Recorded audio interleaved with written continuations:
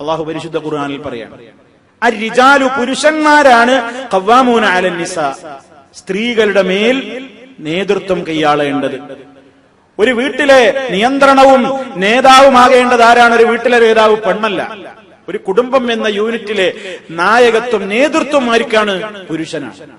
അർ-റിജാലു ഖവ്വാമൂന Allen നിസാ സ്ത്രീകളുടെ മേലുള്ള അധികാരി ആരാണ്? പുരുഷനാണ്. എന്താ അതിന്റെ കാരണം? ഒരു കാരണം ബിമാ ഫദ്ദലല്ലാഹു ബിഹി ബഅദഹും അലാ ബഅദ് അവരിൽ ചിലരെക്കാൾ അല്ലാഹു ശ്രേഷ്ഠപ്പെടുത്തിയിട്ടുണ്ട് എന്ന് പറഞ്ഞാൽ പ്രകൃത്യാ തന്നെ പുരുഷനെയും സ്ത്രീയെയും ഇസ്ലാം തുല്യരാക്കിയിട്ടില്ല. സ്ത്രീകൾക്കില്ലാത്ത ചില മേന്മകൾ, ചില ദറജകൾ ആർക്ക് അല്ലാഹു കൊടുത്തിട്ടുണ്ട്? പുരുഷന്മാർക്ക് കൊടുത്തിട്ടുണ്ട്. അതാണ് ഒരു കാരണം. പുരുഷനെ നേതാവാക്കിയതിന്റെ രണ്ട് കാരണമാണ് ആ ആയത്തിൽ അല്ലാഹു പറയുന്നത്. ഒരു കാരണം, സ്ത്രീകളെ അപേക്ഷിച്ച് പുരുഷൻ അല്ലാഹു ചില ദറജകൾ കൂടുതൽ കൊടുത്തിട്ടുണ്ട്, ചില പ്രത്യേകതകൾ. അത് ശാരീരികമായും മറ്റു പല കാര്യങ്ങളിലുമൊക്കെ പുരുഷന്മാര് കൈയാളുന്ന എല്ലാ മേഖലയും ഒരു പെണ്ണിന് കൈയാളാൻ കഴിയൂല. അങ്ങനെ പല പ്രത്യേകതകളുമുണ്ട്. വലിരിജാലി അലൈഹിന്ന ദറജ അല്ലാഹു പറഞ്ഞു, വലിരിജാലി അലൈഹിന്ന ദറജ പുരുഷന്മാർക്കുണ്ട് അവരെക്കാൾ ദറജ, ഒരു പദവിയുണ്ട്, ചില ദറജകളുണ്ട്. അത് അല്ലാഹു പ്രകൃതിയാ കൊടുത്തതാണ്. അതുകൊണ്ട് പുരുഷനാണ് ഒരു കുടുംബത്തിന്റെ നേതാവ്. രണ്ടാമത്തെ കാരണം അല്ലാഹു പറഞ്ഞത് എന്താണ്? എന്തുകൊണ്ടാണ് പുരുഷനാണ് അധികാരം എന്ന് പറയുന്നത്? വബിമാ അൻഫഖൂ മിൻ അംവാലിഹിം അവരുടെ സമ്പത്തുക്കളിൽ നിന്ന് അവരാണ് ചെലവഴിക്കേണ്ടത്. അപ്പൊ ചെലവിന് കൊടുക്കേണ്ടത് ആരാ? പുരുഷനാണ്. പുരുഷനാണ് ചെലവിന് കൊടുക്കേണ്ടത്. ഒരു കുടുംബത്തിൽ തന്റെ ഭാര്യയെ നോക്കേണ്ടത്, മക്കളെ നോക്കേണ്ടത്, അവരുടെ വിദ്യാഭ്യാസം, അവരുടെ ഭക്ഷണം, അവരുടെ വസ്ത്രം, അവരുടെ പാർപ്പിടം, അവരുടെ ചികിത്സ, അവരുടെ മറ്റു കാര്യങ്ങൾ, ഇതിനൊക്കെ ചെലവഴിക്കൽ നിർബന്ധം ആർക്കാണ്? പുരുഷനാണ്. സ്ത്രീക്ക് വല്ല ബാധ്യതയുണ്ടോ? ഇല്ലേ ഇല്ല. എന്നാൽ തന്റെ പുരുഷന്റെ പ്രയാസങ്ങൾ മനസ്സിലാക്കിയിട്ട് ഒരു പെണ്ണിന് പൈസയുണ്ട്, പണമുണ്ട്, അവളുടെ സമ്പത്തില്ലെന്ന് വല്ലതും അവൾ മനസ്സറിഞ്ഞ് തന്റെ ഭർത്താവിന് കൊടുത്ത് കുടുംബജീവിതത്തിന്റെ പ്രയാസങ്ങൾ ലഘൂകരിക്കാൻ എന്തെങ്കിലും ചെയ്യുന്നുവെങ്കിലോ അത് അവളുടെ സന്മനസ്, റൈറ്റല്ല. അത് അവളുടെ സന്മനസ്. ചെയ്തെങ്കിൽ വാങ്ങിക്കോ. പറഞ്ഞു വാങ്ങിയ അധികാരമൊന്നുമില്ല, കണക്ക് പറഞ്ഞു വാങ്ങാൻ അധികാരമൊന്നും പുരുഷന് ഇല്ല. കാരണം എന്താണ്? അവളോട് ഒരു കാര്യത്തിനും ചെലവഴിക്കാൻ ഇസ്ലാം നിർബന്ധിച്ചിട്ടില്ല. ഇവിടെയാണ് നമ്മൾ മനസ്സിലാക്കേണ്ടത്. പലപ്പോഴും ഇസ്ലാമിനെ കുത്തിനോവിക്കാനും വിമർശിക്കാനും ചില വിമർശകന്മാര് പുറത്തുനിന്ന് ഉപയോഗപ്പെടുത്താറുള്ള ഒരു ആയുധമാണ്. സ്ത്രീക്കും പുരുഷനും ഇസ്ലാം ഒരുപോലെ നീതി കാണിച്ചിട്ടില്ല, അതുകൊണ്ടല്ലേ ആണിന്റെ നേർപകുതിയല്ലേ പെണ്ണിന് സ്വത്തവകാശം കിട്ടുന്നുള്ളൂ എന്ന്. വാസ്തവം ആലോചിച്ചു നോക്കിയാൽ അള്ളാഹു സ്ത്രീ സമൂഹത്തോട് ചെയ്ത ഏറ്റവും വലിയൊരു കാരുണ്യമാണ്. മറ്റുള്ള മതവിഭാഗങ്ങളിലോ ശാസ്ത്രങ്ങളിലോ ഉള്ളതുപോലെ ഒരു പെണ്ണിനോട് ഇസ്ലാം കുടുംബത്തിന്റെ ഭാരം നോക്കാൻ പറഞ്ഞിട്ടില്ല. എല്ലാ അർത്ഥത്തിലും ഒരു പെണ്ണ് അവള് ഫ്രീ ആണ്, അവൾക്ക് ചെലവഴിക്കേണ്ട ഒരു മേഖലയില്ല. എന്നിട്ടും എല്ലാ ചെലവഴിക്കേണ്ട ഉത്തരവാദിത്വവുമുള്ള പുരുഷന് കൊടുക്കുന്നതിന്റെ പകുതിയെങ്കിലും പെണ്ണിന് കൊടുക്കണം എന്ന് ഇസ്ലാം പറഞ്ഞു. അല്പം പോലും സമ്പത്ത് പെണ്ണിന് കൊടുക്കാൻ പാടില്ലെന്ന് പറഞ്ഞൊരു ജാഹിലിയ്യ കാലഘട്ടത്തിലാണ് അള്ളാഹു നിയമമിറക്കുന്നത്. പെണ്ണിന് ആണിന് കിട്ടുന്നതിന്റെ പകുതി കൊടുക്കണം. എന്തിനാണ് ആ പകുതി? Pocket money. അവൾക്കെന്താ ചെലവ്? ഒന്നുമില്ല. അവള് കുട്ടികളെ ഫീസ് കൊടുക്കണോ? സൂപ്പർ മാർക്കറ്റിൽ ബില്ല് കൊടുക്കണോ? ഹോസ്പിറ്റലിൽ ബിൽ പേ ചെയ്യണോ? നാട്ടിലേക്ക് പണമയക്കണോ ഭർത്താവിന്റെ കുടുംബത്തിന്? ഇല്ല. അവള് ചെലവഴിക്കേണ്ട ഒരു മേഖല എവിടെയുമില്ല. അതേ അവസരത്തിൽ എന്നിട്ടും എല്ലാ ചെലവഴിക്കേണ്ട ബാധ്യതയുമുള്ള പുരുഷന് കിട്ടുന്നതിന്റെ പകുതി പെണ്ണിന് കൊടുക്കണം എന്ന് അല്ലാഹു തആല പറഞ്ഞു. അതെന്തിനാ? അവർക്കൊരു പോക്കറ്റ് മണി. അപ്പൊ ഇസ്ലാം പുരുഷനാണോ സ്ത്രീക്കാണോ ആർക്കാണ് അല്ലാഹു സ്ഥാനം കൊടുത്തത്? എല്ലാവർക്കും അവർക്ക് അർഹതപ്പെട്ട സ്ഥാനം കൊടുത്ത മതമാണ് അല്ലാഹുവിന്റെ ദീനുൽ ഇസ്ലാം. അപ്പൊ ഇവിടെയും ഇസ്ലാം എന്തു പറയാണ്? നിയമങ്ങൾ അറിയണം, നിയമങ്ങൾ അനുശാസിച്ചുകൊണ്ട് ആ അനുശാസിക്കപ്പെട്ട നിയമങ്ങൾ അനുസരിച്ചുകൊണ്ട് ജീവിതത്തെ കൈയാളണം, മുന്നോട്ട് കൊണ്ടുപോകണം. ഈ അർത്ഥത്തിൽ ഇസ്ലാം അവിടെ ഓരോരുത്തരുടെയും ബാധ്യതകളെ കുറിച്ച് ഓർമ്മപ്പെടുത്തിയിരിക്കുകയാണ്. അപ്പൊ സുഹൃത്തുക്കളെ, ഒരു പുരുഷന്റെ ബാധ്യത ഒരു ഇസ്ലാമികമായ ഒരു കുടുംബം ഇസ്ലാമികവൽകൃതമാവണമെങ്കിൽ നന്നായി ശ്രദ്ധിച്ചേ പറ്റൂ. അതുകൊണ്ട് ഒരു കുടുംബത്തിൽ എപ്പോഴും ഉണ്ടാവുക പെണ്ണാണ്. ആ പെണ്ണിന് കുറച്ച് ഉത്തരവാദിത്തം കൂടുതലുണ്ട്. അതുകൊണ്ടാണ് അവിടെ നബി സല്ലല്ലാഹു അലൈഹി വസല്ലം എന്ത് പറഞ്ഞത്? വൽ മർഅതു റായിയത്തുൻ ഫീ ബൈതി സൗജിഹാ. ഒരു ഭർത്താവിന്റെ വീട്ടിലെ നായികയാണ് ഒരു ഭാര്യ. എപ്പോഴും ആണുങ്ങൾ അവിടെ ഉണ്ടാവില്ല, കാരണം ആണിന് പുറത്തു പോകണം. ആണിന്റെ പ്രവർത്തന മണ്ഡലം പുറത്താണ്, പെണ്ണിന്റെ പ്രവർത്തന മണ്ഡലം അകത്താണ്. അകത്തെപ്പോഴും പെണ്ണുണ്ടാവുക. അതാണ് യഥാർത്ഥത്തിലുള്ള നിയമം. പെണ്ണിന്റെ പ്രവർത്തന മണ്ഡലം വീടാണ്. ചില ഘട്ടങ്ങളിൽ വീട്ടിൽ നിന്ന് പുറത്തുപോയി ജോലിക്ക് പോണോ, പൊയ്ക്കോ, പക്ഷേ കർശനമായ ഇസ്ലാമിക നിയമങ്ങളും ചട്ടക്കൂടുകളും പാലിച്ചിരിക്കണം. ഞാൻ ജോലിക്ക് പോവാണ്, എന്റെ ശരീരമൊക്കെ എന്റെ കമ്പനിയിലും തൊഴിലാളിശാലയിലും ഒക്കെ ഉള്ള എല്ലാവർക്കും കാണിച്ചു കൊടുക്കുന്ന നിലക്കുള്ള ഡ്രസ്സ് ഇട്ടിട്ട് ഒരു പെണ്ണ് പോകുകയാണെങ്കിലോ അവള് പോണ്ട, ഹറാം.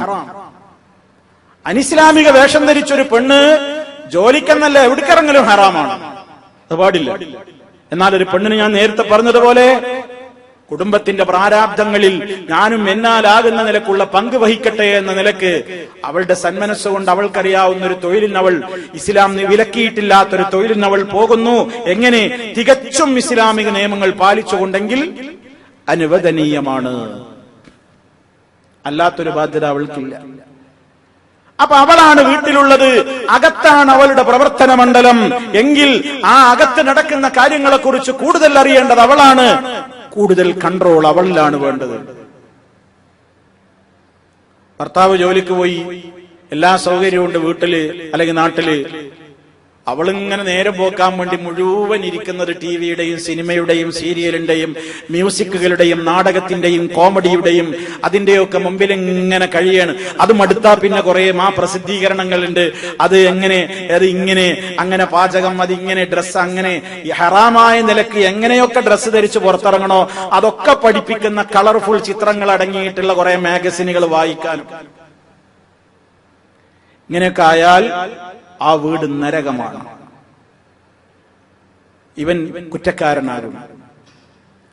അതുകൊണ്ടൊരു വീട്ടിൽ എന്ത് കാണണം എന്ന് കാണേണ്ടതില്ല.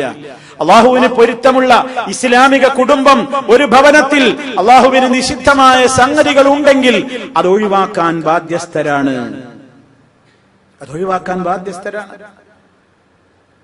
അതുകൊണ്ട് ആ ബാധ്യതകളും ഉത്തരവാദിത്വവും പുരുഷനുമുണ്ട്, ഒരളവോളം സ്ത്രീക്കുമുണ്ട്. അത് ശ്രദ്ധിക്കാതെ കണ്ട് മുന്നോട്ട് പോയാൽ ആ കുടുംബ ജീവിതം തകരും. എങ്ങനെ തകരും? ഇസ്ലാമികം എന്ന നിലക്ക് തകർന്നടിഞ്ഞു പോകും. അല്ലാതെ കാണാൻ കുഴപ്പമൊന്നുണ്ടല്ലോ. അതാ ഞാൻ നേരത്തെ തുടക്കത്തിലേ ഞാൻ പറഞ്ഞിട്ടുണ്ട്, കുടുംബജീവിതം ഇവിടെ പലരും നയിക്കുന്നുണ്ട്. മതമുള്ളവരും നയിക്കുന്നുണ്ട്, അല്ലാത്തവരും നയിക്കുന്നുണ്ട്.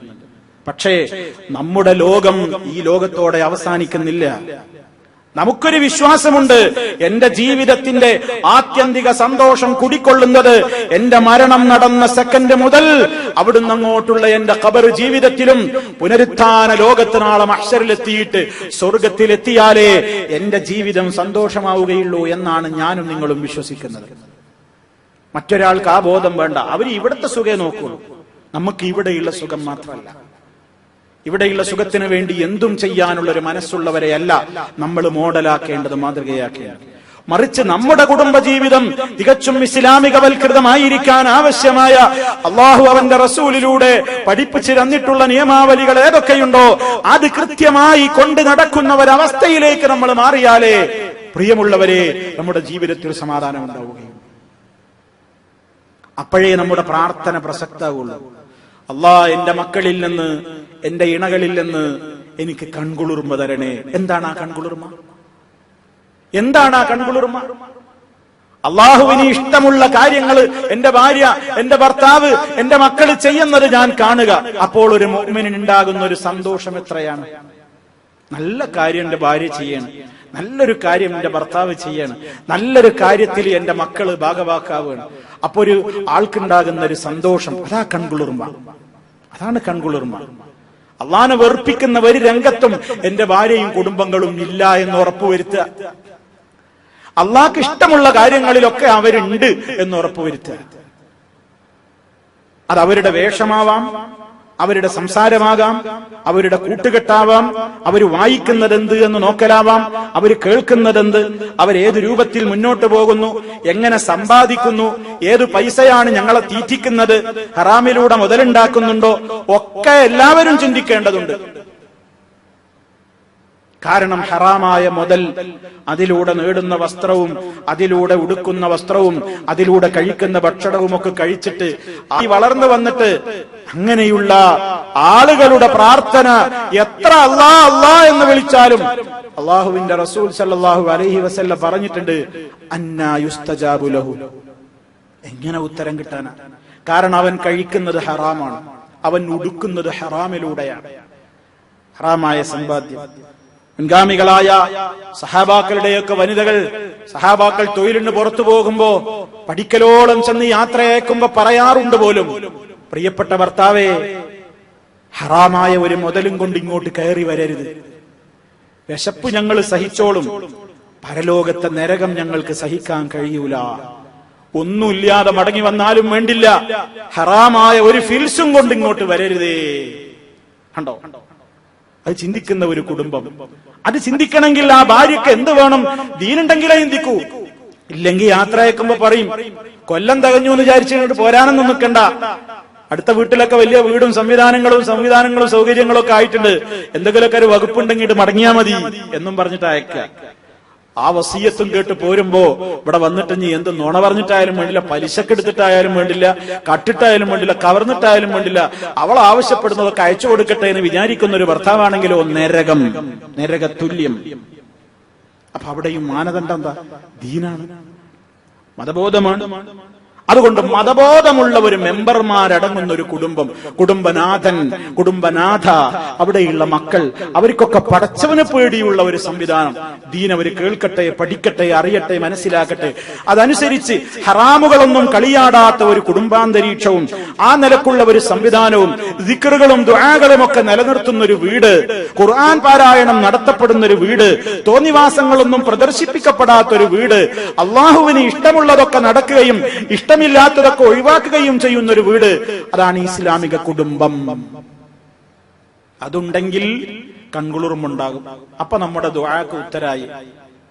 റബ്ബനാ ഹബ് ലനാ മിൻ അസ്വാജിനാ വദുർരിയാതിനാ ഖുർറത അയുനിൻ വജഅൽനാ ലിൽ മുത്തഖീന ഇമാമാ.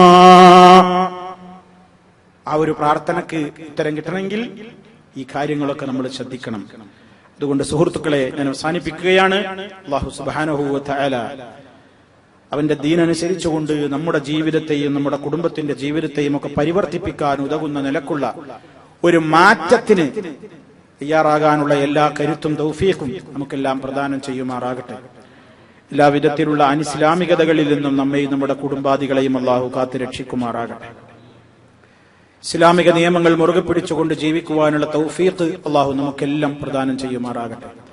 റബ്ബിനെ ഭയപ്പെടുന്ന ഒരു മനസ്സ് നമുക്കെല്ലാം അല്ലാഹു എല്ലാ സമയത്തും നിലനിർത്തി തരുമാറാകട്ടെ.